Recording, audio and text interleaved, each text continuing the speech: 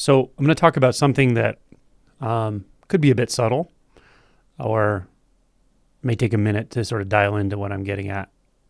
But if you just sort of feel into it, it may resonate.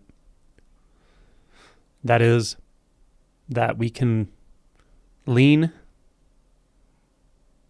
a bit too much into experience, and we can lean a bit too much away from experience. But if we find a balance between the two, or we find the tendencies to lean in or out and let them settle, we might notice a kind of flow with experience that doesn't feel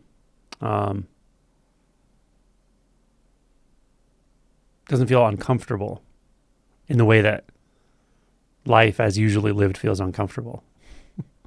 That first of the Four Noble Truths in Buddhism is life is dukkha, or unsatisfactory. This is what I'm talking about. There's a kind of balance that you find or you strike at some point, or it just happens in the realization process where you just intuit how to move with experience. And you relax so much into it that you realize you don't have to lean in or lean out. I could use another set of terms, pushing and pulling on experience. Now, this pushing and pulling on experience is so common and so pervasive in human behavior that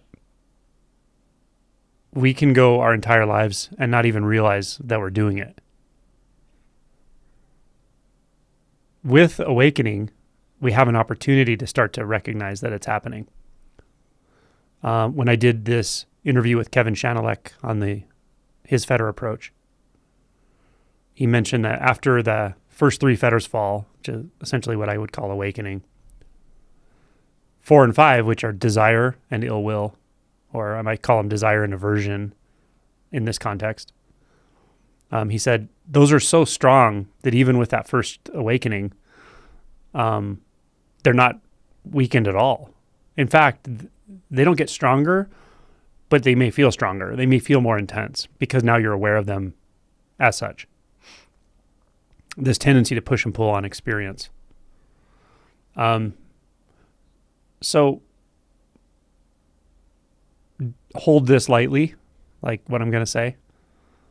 But I think in general, a given individual has a tendency to lean in more or out more than, say, other individuals. So you may be more comfortable actually leaning in too much. By too much, I know that can sound judgmental, but what I mean is like just out of balance. But that may be the most comfortable way for you to live or move through the world, or just maybe your coping mechanisms.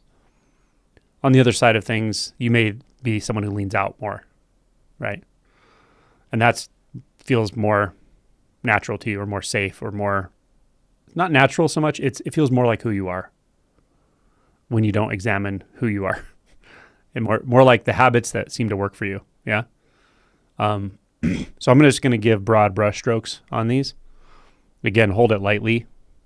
There's so much variation in the human psyche and behavior patterns and coping mechanisms. And of course, we can all relate to both ways of being at times. It depends on the situation, stage of life. It may depend on where we are in this whole sort of realization unbinding process.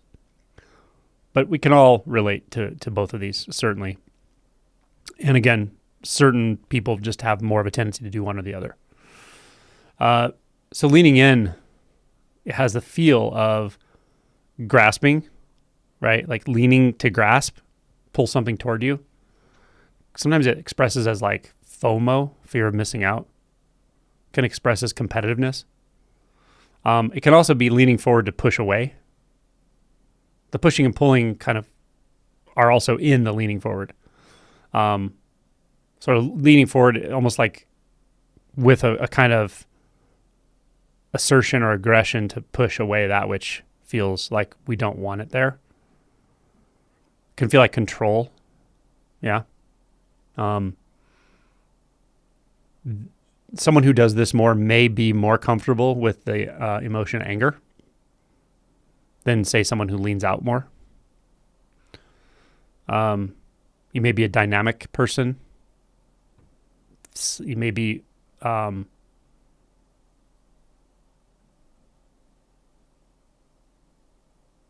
just physically dynamic. Someone who leans out, or when that tendency is expressed to lean out, may feel more detached, reticent, hesitant, avoidant, maybe not be comfortable with an emotion like anger at all, may not even know that they can feel anger, but may be far more comfortable with something like grief, loneliness, isolation, and maybe fear, physiologic fear. Psychological fear, on the other hand, plagues both, plagues all of us, right? As long as there's an identity, there's some degree of psychological fear.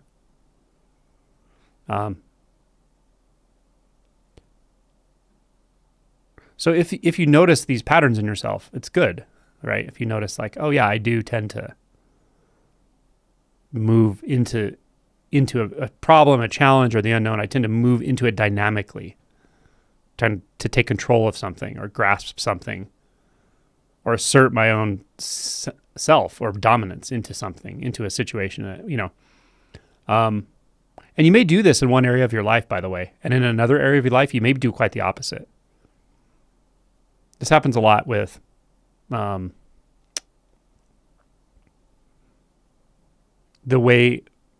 ways in which we feel like we fit into a social network, for instance.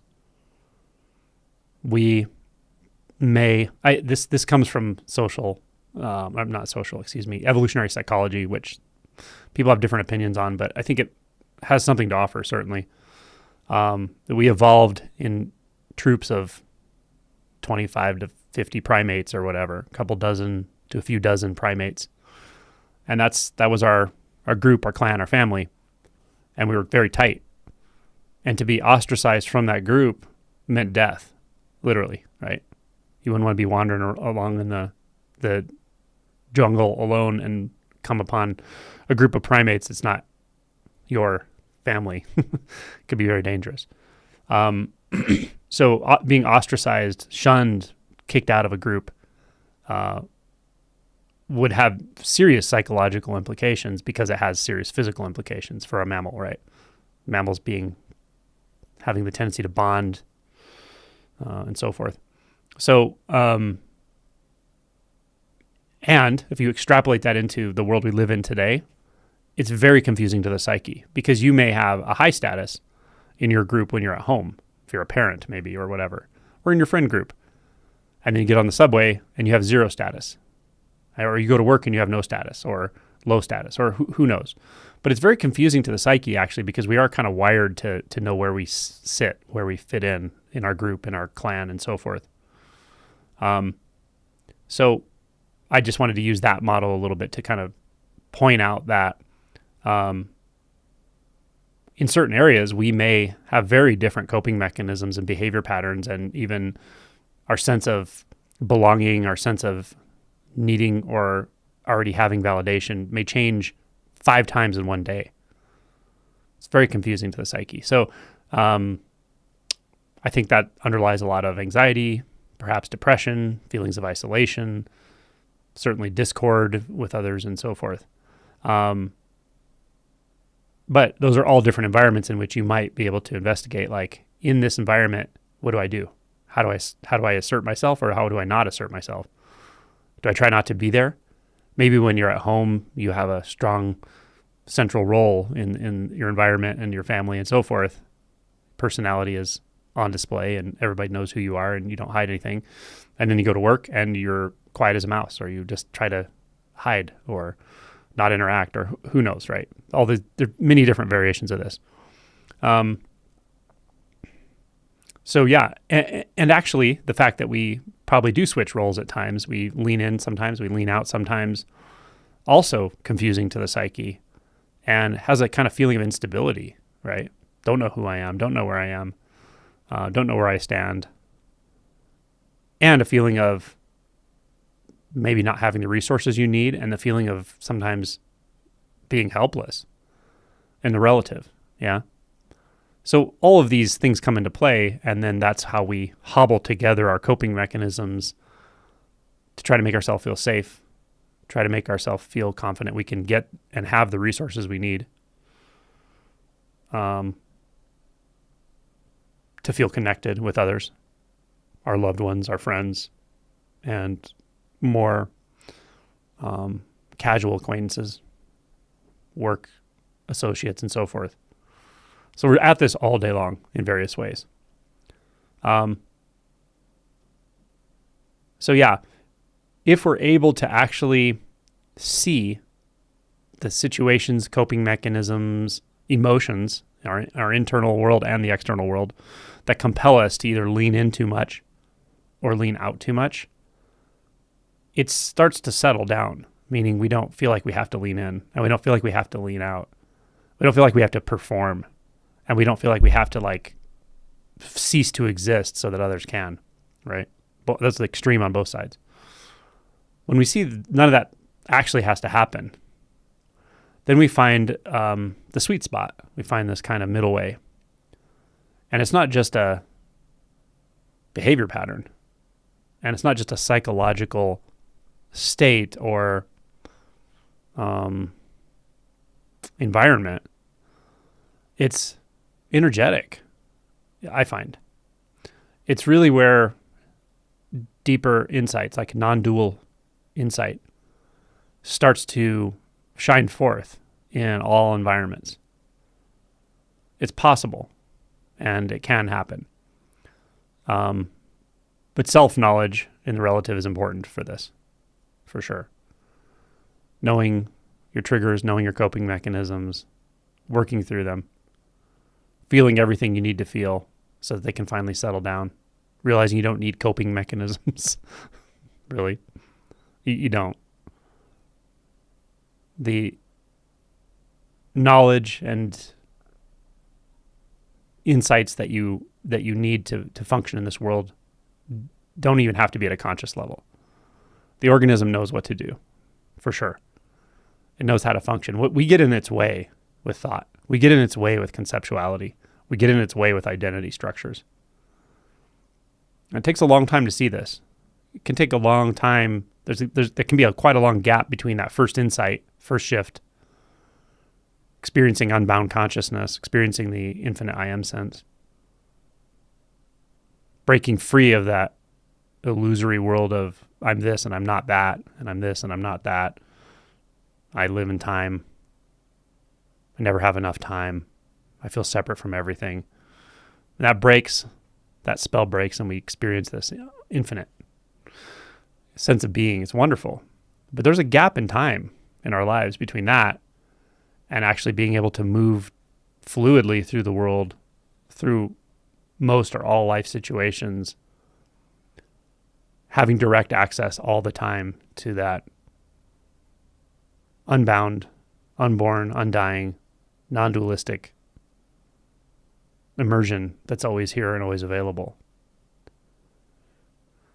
And the gap can at least partially be defined as a willingness to entertain that I don't need this coping mechanism, and then I don't need that coping mechanism, and I don't need that one either. And it can be daunting at first, but over time you start to realize like, oh, it's all kind of the same in that way. The strategies, coping mechanisms, dissociating patterns, daydreaming, distractions, all of that turns out to be unnecessary. And availability is the most enjoyable. And availability is also the most natural. Total availability. And availability is not about you.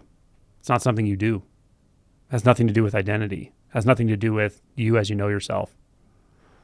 It has nothing to do with coping. It has nothing to do with thought. Availability just is. That's kind of the wonder of wonders, you know? That you can live this human life, this relative human life, this conventional human life, without suffering, without holding back, bracing, fearing, without leaning in, controlling, driving, aggressing. I don't know if aggressing is a word, but I like it for this moment. You don't have to do either one of them. And just like the realization of anatta, the loudest thing in the room is what's not there. With this ongoing flow that I'm talking about, what's the most obvious thing is what's not there. Leaning in, leaning out, pushing and pulling, desire and aversion. Just don't need it. Now, this is a bit of an aside, but I will say something about the whole desire and aversion thing in that the way that, well, certainly the way I initially understood desire and aversion isn't what it really means. And I think what many people might think of as desire and aversion aren't really what I'm talking about, but there's overlap. So for instance, desire and aversion, if I were to say you can live without desire and aversion, it's possible for sure. What I'm not saying is that you won't have a preference for this type of food over that type of food. That's not what I mean. What it is that there's no identity and no coping mechanisms operating around desire and aversion. Well, operating around any circumstances. But circumstances in this case specifically that have to do with pushing and pulling on experience. Leaning in and leaning out. So when there's no identity there, it's almost like there's no wind in the sail. The sail can still be there, there's just no wind in it. Right? The mechanism of functioning in the conventional world is still here. There's just no finger on the scale. There's nothing trying to inhabit that. There's nothing suffering from that either. There's nothing trying to figure that out. It just does what it does. The conditions are fine the way they are. The world is fine the way it is. Totally. The universe is fine the way it is. And you can know this at every level. You can feel this at every level. You can live this ongoing. Yeah. So what does it feel like to not lean in, not lean out? Well, something like surrender, but it's not a momentary act of surrender. It's just seeing that nothing needs to stand apart and fight with what's happening. Even surrender goes away. It's just naturalness. But surrender is an important antidote for how much we don't surrender, how much we fight with life. And we fight both ways. We fight by leaning out and we fight by leaning in. It's more obvious when you're leaning in that you're a fighter, you know. But leaning out, same thing in reverse. It's just saying no to life. So when it comes to habit force, conditioned responses that you'll have to address when you're doing shadow work after awakening or before awakening, all of that this is why there's no one size fits all. It really depends on the individual in the moment. Because the same statement or suggestion for somebody who leans in too much may be really the wrong answer for them. If it was intended for someone who leans out too much, for instance. So it's really about fixation. It's really ultimately about attunement to natural movement. What is natural movement? Well, it's here, right here, always, right now. When the sense fields are unclouded by identity, when they're uncluttered by illusion, then it's just obvious. Simple, obvious, direct, no big deal. Not fancy, not spiritual, not doctrinal. It may not align with doctrine. It may at sometimes, but there's no need for that to happen. Doctrine is just an antidote, right? Pointers are just antidotes. Once the disease has been cured, well, wonder of wonders, you don't need anything. You don't need guardrails anymore. Or you don't need corrective mechanisms to live naturally, freely, and at peace. Naturally, freely, and with peace, in peace. This is the experience.